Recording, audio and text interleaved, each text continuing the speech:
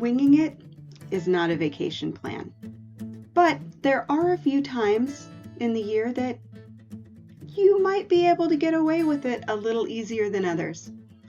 I'm talking that through in today's podcast. Okay, raise your hand if you grew up hearing failure to plan is planning to fail. Yeah? Often and always, right? But I say this because I have so many people who come to me and say, I want to wing it through Ireland.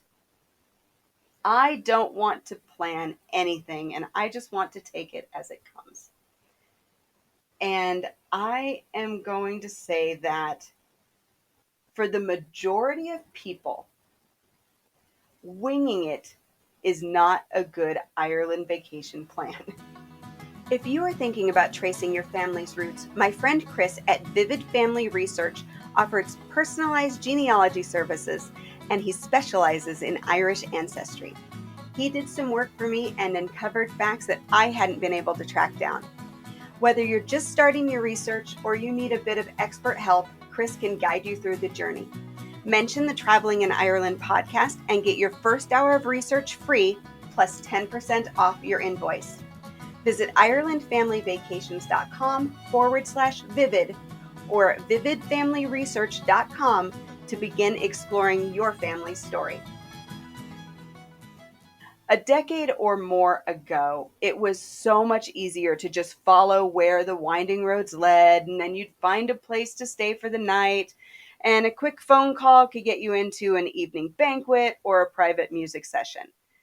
But that just isn't as easy today, especially if you're traveling during the busier seasons. Things book up quickly. Ireland is a small country and a lot of people want to visit. So it's a busy spot. So you overall cannot wing it on your vacation. Then that's not to say that you can't leave things to chance, but they just have to be the right things.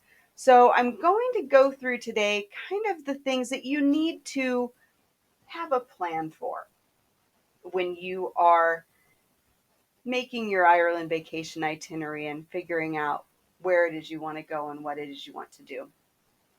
The first, and I think the most important thing, is your accommodations. Ireland is still experiencing accommodation shortages, especially in the budget sector. They have had a huge population growth, and they are also housing nearly 100,000 displaced people. In addition to those growing population numbers, the number of bed and breakfast offerings across the country has decreased over 25% since 2021. So that popular accommodation option that you used to be able to find across the country, it's just not as easy to find anymore. And those were some of the more affordable accommodations. Those were, I mean, who hasn't heard of the Céad Míle Fáilte, the warm Irish welcome? That's where you got that. And with the bed and breakfast numbers decreasing, as well as so many displaced people utilizing the less expensive hotels as accommodation, it just makes it so much harder. And then when you look at the busy travel season and understand that the kind of those dream accommodations, the castles, the manor houses, the experience accommodations, those can book up a year in advance. So if you think you're going to rock up and get a room in a castle on a whim, you're going to be very, very lucky. And if it's available, you are going to pay dearly for it. So, what I recommend is at the very least, you book your first and your final night lodging. I don't think that those two should be left to chance, especially if you are flying from North America. You want that first night's lodging to be set First of all, so you can, if they're close, you can drop your bags off and head out and do some exploring if you don't have a car. But secondly, you want to make sure that that's not what you have to do the minute you land, is add stress to your day by trying to find someplace to stay that night. And then when it comes to your last night in Ireland, you want to make sure that that is set as well, especially if you're leaving early in the morning. You need to be close to the airport. You don't want to have to drive a few hours to get there. It makes for an ungodly early morning if you're leaving before 9 a.m. So just at the very least, the first and the last night. But if you're traveling between late May and late September, I really recommend booking every night's accommodation in advance of your trip. If you leave your accommodation to chance and you are, let's say you're traveling toward Killarney, you may end up staying 40 minutes outside of town in a town with no pub. You may not have the things that you would like to have available to you in the evening because you didn't plan ahead. So think about how much the location that you stay matters to you based on what it is that you want to do. And then you want to, like I said, you want to book early for the best selection. Popular locations like Dublin, Galway, Doolin, Killarney may have limited availability during the high seasons and holidays. At the very, very least, just keep an eye on what's available, right? So if you're like, I'm just gonna wait till I get there, fine, great. Use a tool that will show you how much is available and what the prices are in the area that you want to be in. And then if you notice that the accommodation options are diminishing, you can book in advance and make sure you have someplace to stay so that you aren't left out in the cold. It's never too early to begin your own Ireland vacation planning, and I have the resources to help you with every step. The Planning Your Ireland Vacation series guides you step by step to create your own amazing Ireland vacation. You'll find answers to all of your Ireland travel questions, including the best time to visit, how to get around, and even how to plan an itinerary, as well as some you may not have thought of yet. To see the entire series in order, visit IrelandFamilyVacations.com/planning. PLANNING. Next up is transportation. Now, rental cars are not as limited as they have been in the past, but automatic transmissions and larger vehicles are often in short supply and high demand. So if you cannot drive a manual transmission, which is what the majority of vehicles are in Ireland, then you need to book that car rental in advance to make sure you get that automatic transmission. If you are traveling with 5 or more people, you also want to book your car in advance so you have a car that will hold all of you plus your luggage. Remember that cars in Ireland, and especially the boot or trunk space, are smaller than they are in North America. So you have to check the people and the luggage limits before you secure that vehicle. And if you need an 8 or 9 passenger car, those are like trying to find a needle in a haystack this year. Those are very difficult to find. And quite often, you're only going to be able to get them in and return at Dublin Airport. They are next to impossible to get at Shannon Airport.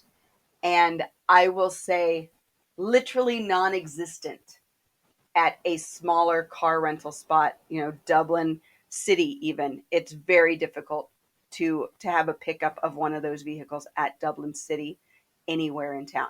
So, large vehicles, book early. Highly, highly, highly recommend it.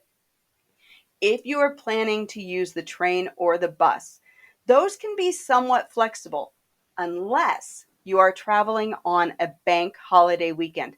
So you need to be looking at the Irish holiday calendar. And if you plan to use a train, or definitely train, and usually bus on a bank holiday weekend, you want to book those tickets in advance. Otherwise, you might be stuck without transportation that day.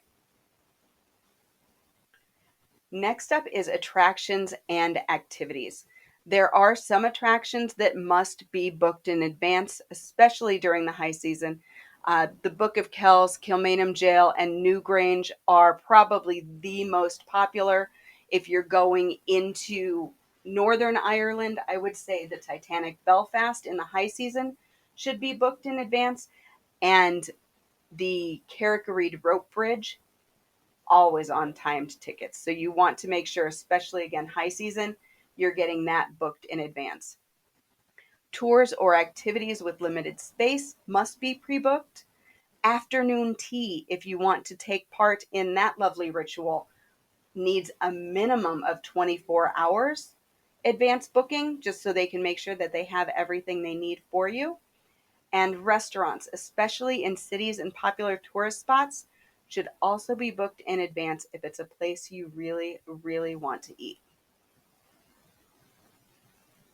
When you are making your Ireland vacation plans, you also want to keep the seasons, the travel or tourism seasons in mind. Now, it used to be that May was shoulder season, but in the past few years, I have seen May actually become almost as busy as August. So the tourism season has started to expand a little bit as people have more flexibility and they realize that the Irish weather just doesn't, summer isn't always summer in Ireland. So, May is getting busier. June, July, August, those are always going to be high season when kids are out of school. And then September, which used to be shoulder season, is now high season until at least mid-month. And October is becoming more and more popular for off-season touring. So when you are thinking about when to travel to Ireland and what you really should be booking, keep those times in mind. Those busier times are going to be a bit more difficult to find accommodations at short notice. But you also want to think about the very, very off season.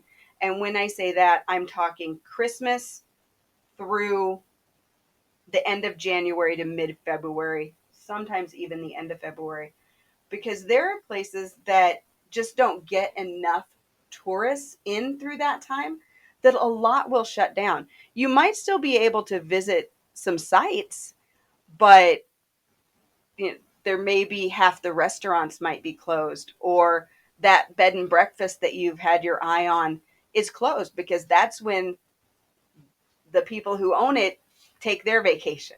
So keep those seasons in mind and know what's likely to happen during those times as well.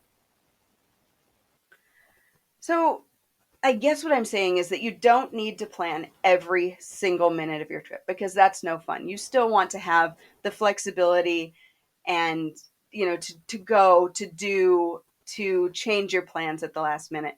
But you should plan those main points of your trip, the accommodations, the transportation, the must see activities and attractions that need to be booked so you aren't spending all of your time waiting in a queue, walking tours or guided tours, restaurants, and those amazing experiences like falconry, horseback riding, seaweed baths, those fun things. And you don't even need to do all of those bookings a long time in advance. A lot of those things, like Kilmainham Jail, you can't book until 28 days prior to your trip. Newgrange, 30 days prior to your trip. And that's usually enough time for things like the experiences and the walking tours and stuff like that. It's the accommodation and the transportation that, depending on the time of year, need to be booked with a decent amount of lead time. So, when can you wing it? If you are planning to completely wing it, if you're like, I'm just going to do it, then my best advice for that is after St. Patrick's Day to the end of April might be a little safer, and then late September through October. You can probably get away with it easily during those two time periods.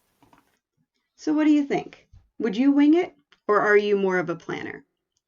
For me now, I will plan ahead the things I really want to experience. Definitely my accommodations and my transportation.